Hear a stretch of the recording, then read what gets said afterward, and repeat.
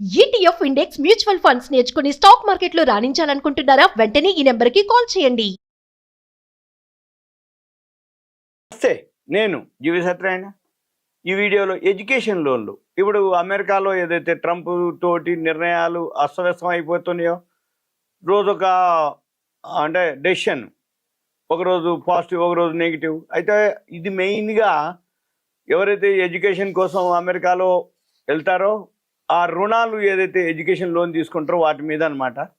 ఈ విద్యా రుణాలు అంటారు. అంటే విద్యార్థులు ఎవరైతే ఇక్కడ బీటెక్ కానీ ఏదైనా చేసి ఎంఏ చేద్దామని అక్కడ అమెరికాలో చదవటం కోసం, పై చదువులు చదువుదామని అమెరికా వెళ్దామని ఎవరైతే ఉన్నారో లోన్ కోసం ఏదైతే ఉన్నాయో, ఈ ఉన్నత విద్యాభ్యాసం కోసం వెళ్ళేటటువంటి వాళ్ళకి కొంచెం ఇది బ్యాడ్ న్యూస్ మాదిరే అనుకోవాలి.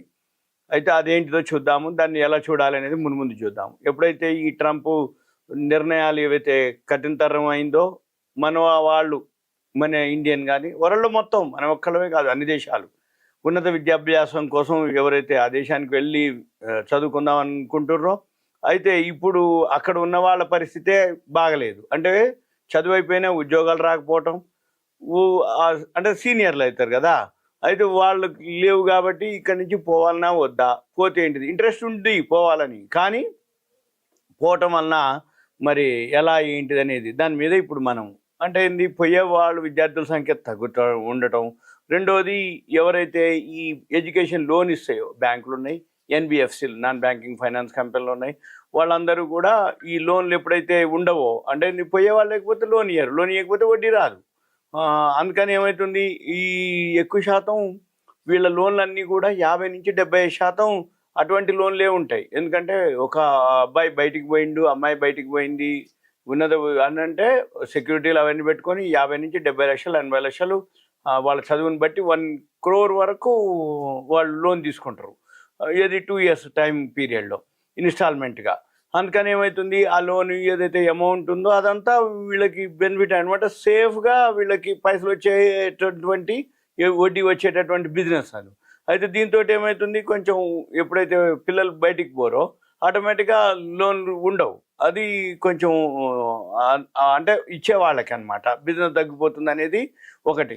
ఒకవేళ ఇంకోటి ఏంటిది, ఇప్పుడు అక్కడ ఏం జాబ్ లేకపోతే వాళ్ళు మళ్ళీ కనుక ఇండియాకి వస్తే మళ్ళీ రీపేమెంట్ కూడా కష్టంగా అయ్యే అవకాశాలు ఉంటాయి అన్నమాట. ఇవి ఇబ్బందులు ఎదుర్కొనే పరిస్థితులు ఇవన్నీ కూడా ఇప్పుడు అక్కడ ఆర్థిక సంస్థలు కూడా ఏదైతే ఈ విద్యా రుణ అంటే కఠినంగా ఉన్నాయి అనమాట. అంటే ఇప్పుడు ఏదన్నా లోన్ తీసుకోవాలంటే ఇవన్నీ ఆలోచించి వాళ్ళు రూల్స్ రెగ్యులేషన్స్ కూడా కొంచెం ఎక్కువ చేయడం జరుగుతుంది.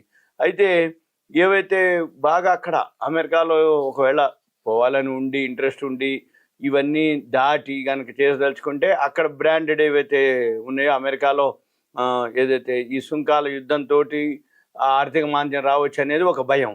రెండోది ఏంది, అక్కడ కనుక ఉద్యోగాలు రాకపోతే వాళ్ళు మళ్ళీ కనుక ఇండియాకి వస్తే లోన్ రీపేమెంట్ లేట్ అయింది. మళ్ళీ ఒకవేళ ఇక్కడ మంచి మార్కులు తెచ్చుకొని అమెరికా పోయినాక అక్కడ ఏదైతే రుణం అంటే అక్కడికి పోయినాక వాళ్ళకి బాగా అంటే ఇక్కడ బాగా చదువుకొని అక్కడికి పోయే వాళ్ళకి ఇస్తున్నారు ప్రిఫరెన్స్. అయితే వీటితో పాటు అంటే సంప్రదాయ బ్యాంకులు అంటారు వాటిని, క్రెడిలా, ఆవాన్స్ ఫైనాన్షియల్ సర్వీసు, ఇన్క్రెడ్ ఫైనాన్స్, ఎన్బిఎఫ్సిలు, వాళ్ళందరి బిజినెస్ తగ్గిపోవచ్చు అనేది ఒక అన్నమాట. అయితే డాలర్కు ఇతర కరెన్సీల విలువకి కనుక చూసినట్లయితే కొంచెం మనం బెటర్గానే ఉన్నాము. అయినా కానీ తీసుకునే వాళ్ళకి కొంచెం ఆందోళనకరంగానే ఉంటుంది. అయితే ఈ అమెరికా పోయే వాళ్ళు ఇప్పుడు చాలా వరకు సగానికి సగం తగ్గిపోయింది అనేది ఇప్పుడు డేటా అనమాట. అంటే అంతకుముందుతో పోల్చుకుంటే ఇప్పుడు విద్యార్థులు ఎవరైతే దరఖాస్తు చేసుకుంటారో లోన్ కోసం వాళ్ళ సంఖ్య సగానికి పడిపోయినట్టుగా ఒక లోను సంస్థ వాళ్ళు చెప్పడం జరిగింది. అయితే దీంట్లో ఓపీటీ అని ఉంటారు, ఆప్షనల్ ప్రాక్టికల్ ట్రైనింగ్ అనమాట. ఈ optional practical training OPT, stem OPT కార్యక్రమాలు గనక అక్కడ గనక నిలిపివేస్తే, ఆ నిలిపివేయటానికి ఏదైతే ఇప్పటివరకు తీసుకోలేదు అమెరికా వాళ్ళు కనుక అటువంటి నిలిపివేయటానికి చర్యలు కనుక తీసుకుంటే ఇంకా ఆ దేశానికి పోయే వాళ్ళ సంఖ్య తగ్గిపోతుంది అనేది వివరించడం జరిగింది.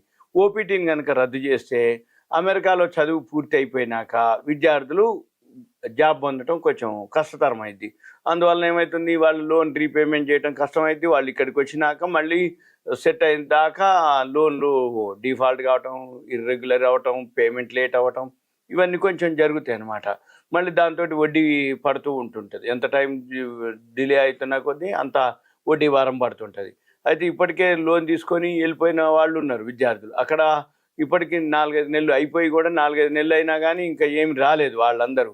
వాళ్ళు కనుక ఉద్యోగం చేయకుండా ఇక్కడికి కనుక వచ్చేస్తే ఏం చేయాలనేది మళ్ళీ ఈ అప్పులు ఇచ్చిన వాళ్ళు కూడా ఆలోచన చేయటం, వాటిని మళ్ళీ ఆ లోన్లని టైం ఫ్రేమ్ పెంచటం, దాన్ని ఎలా చేయాలి అనేది కూడా ఆలోచిస్తుర్రు అన్నట్టు. అయితే దీంట్లో ఏం జరుగుద్ది అంటే బ్యాంకులు ఏవైతే 1-2% బ్యాంకుల వరకు, లేకపోతే ఫైనాన్స్ ఏవైతే ఇన్స్టిట్యూట్లు ఉన్నాయో అవన్నీ కూడా కొంచెం ఉన్నాయి, అవన్నీ ఆలోచన. అయితే వీటన్నిటితో పాటు ఏంటిది, మళ్ళీ ఇంకా ఈ చాలామందికి అమెరికా వెళ్ళాలనే ఆసక్తి ఉంటుంది. కానీ విద్యార్థులు ఎవరైతే ఉన్నారో, తల్లిదండ్రులు ఎవరైతే ఉన్నారో ఆచితూచి అడుగు వేస్తున్నారు అనేది ఇప్పుడు బ్యాంకింగ్ వర్గాలు చెప్పడం జరుగుతుంది. ఎందుకోసం అంటే మరి ఒకవేళ అక్కడికి పోతే రిస్క్ తీసుకుంటే ఎంతవరకు రిస్క్ తీసుకోవచ్చు, ఫైనాన్షియల్గా ఏంది, ఒకవేళ జాబ్ రాకపోతే ఎన్నాళ్ళ వరకు మనం సర్వైవ్ అవుతాము, అక్కడ అకామిడేషన్ అనుకోండి, ఫుడ్ అనుకోండి, బ్యాంకింగ్ లోన్ తీసుకున్నా కూడా ఎడ్యుకేషన్ అనుకోండి. అక్కడ ఇప్పుడు అంతకుముందు పార్ట్ టైం జాబ్ చేసేవాళ్ళు మన పిల్లలు, అక్కడికి వెళ్ళి ఏది పెట్రోల్ పంపులని, సూపర్ మార్కెట్లని, హోటల్స్ అని అట్లా చేసేది. ఇప్పుడు అటువంటివి లేవు. మరి అటువంటివి లేకపోతే ఎంతవరకు వీళ్ళు సర్వైవ్ కావగలుగుతారు, ఎంతవరకు చేస్తారు, కాలేజ్ వరకే పోయి వచ్చి మరి ఎంత ఖర్చు వస్తుంది, ఇవన్నీ కూడా జాగ్రత్తగా అబ్జర్వ్ చేయడం జరుగుతుంది. ఇవన్నీ కూడా వాళ్ళు ఆల్రెడీ ఇప్పటికేదైతే లోన్లు ఉన్నాయో, ఏదైతే లోన్లు ఏదైతే అక్కడ కాలేజీలు ఉంటాయి, అక్కడైతే యూనివర్సిటీలు ఉన్నాయో అక్కడికి ట్రాన్స్ఫర్ కనుక పెట్టాలన్నా లేదా, పెడితే ఎట్లా అనేది కూడా ఆలోచన, దాని మీద సంప్రదించే వాళ్ళు ఎక్కువ శాతం పెరుగుతుందన్నమాట. అయితే వీటితో పాటు మళ్ళీ ఏంటిది, అసోసియేటివ్ ప్రెస్ ప్రకారం వాళ్ళు ఏంది, అమెరికాలో 160 కళాశాలలు ఉన్నాయి. దాంట్లో 1024 మంది అంతర్జాతీయ విద్యార్థులు, ఏదైతే అమెరికాలో 160 కళాశాలలో 1124 మంది విద్యార్థుల యొక్క అంతర్జాతీయ వీసాలు కూడా ఆల్రెడీ రద్దు అవడం జరిగింది. అంటే ఇది మన విద్యార్థులపై తీవ్ర ప్రతికూల వాతావరణం అన్నమాట, ప్రభావం చూపిస్తుంది అనేది అర్థమైంది. ఎందుకంటే అందరూ ఏదో ఒకటి అక్కడికి పోయి చేసుకుందామని అనుకుంటారు. అక్కడ ఏమవుతుంది, అటువంటిప్పుడు అంతర్జాతీయ వీసా కనుక రద్దు అయిపోతే ఆటోమేటిక్గా లోను రీపే చేయాలి, ఇక్కడికి వచ్చేయాలి, జాబ్ ఉండదు. మళ్ళీ ఇక్కడికి వచ్చినాక ఒక బ్యాడ్ రిమార్కు, ఒక విధమైన సెంటిమెంట్ అనమాట, నెగిటివ్ సెంటిమెంట్కి అయిపోతుంది. అందుకని 2024-25లో మొన్న మార్చి వరకు చూస్తే అమెరికాలో అంతర్జాతీయ మన విద్యార్థులు ఏదైతే ఉందో 11% ఉన్నారు.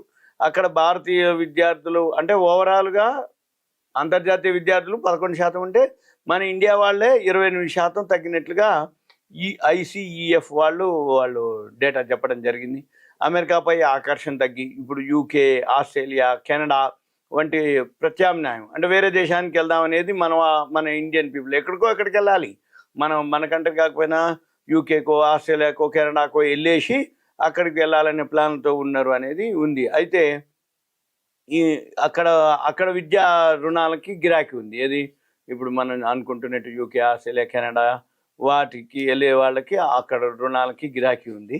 అయితే అక్కడ ఆదాయం మళ్ళీ ఆలోచన అనమాట, అంటే అక్కడ ఆదాయ పరిమితి ఎంత, ఆదాయం సంపాదన ఎంత, దాన్ని బట్టి ఆ నిబంధనలు ఎలా ఉంటాయి, ఇవన్నీ కూడా కొంచెం ఆలోచించుకొని చేస్తారు. అయితే ఇప్పుడు అమెరికా వాళ్ళ పోవటానికి మాత్రం కొంచెం ఎడ్యుకేషన్ లోన్కి భయంగానే ఉంది. ఇదంతా ఎప్పటి వరకు అంటే ఎప్పుడైతే ఈ ట్రంప్ డెసిషన్ కానీ, ట్రంప్ నిర్ణయాలు కానీ, ట్రంప్ యొక్క మనకి ఈ టారిఫ్లు, సుంకాలు 90 రోజులు పొడిగించడం జరిగింది. 90 రోజులు ఉంది అంటే ఇప్పుడు మే, జూన్, జూలై ఇప్పుడు వస్తుంది. ఆల్రెడీ స్టార్ట్ అయినాం, ఏప్రిల్, మే, జూన్ ఎండింగ్, జూలైలో ఎప్పుడో మళ్ళీ టారిఫ్ల మీద వస్తుంది. దాన్ని బట్టి అయితే మళ్ళీ ఎడ్యుకేషన్ ఇయర్ ఉంటుంది, ఎకనామిక్ ఇయర్, మరి అవన్నీ ఎప్పుడు స్టార్ట్ అవుతాయి, ఎక్కడ క్లోజ్ అవుతాయి, ఇవన్నీ కూడా కొంచెం భయంగానే ఉంది. ఎడ్యుకేషన్ లోన్ ఇచ్చేవాళ్ళు, తీసుకునేవాళ్ళు, వెళ్ళే వాళ్ళకి ఇదంతా మీకు awareness, education, information, knowledge purpose మాత్రమే. ఇంకా మీకు ఏదైనా డౌట్ ఉందంటే మీరు నాకు దయచేసి కాల్ చేయొద్దు. సింపుల్గా ఏదైనా ఉంది అంటే దీని మీద మనం డిస్కస్ చేయాలంటే ఒక మెసేజ్ పెట్టి మీ పేరు, ఏరియా పెడితే దాన్ని బట్టి ఏమైనా ఉంటే మనం డిస్కస్ చేయొచ్చు. Okay, thank you.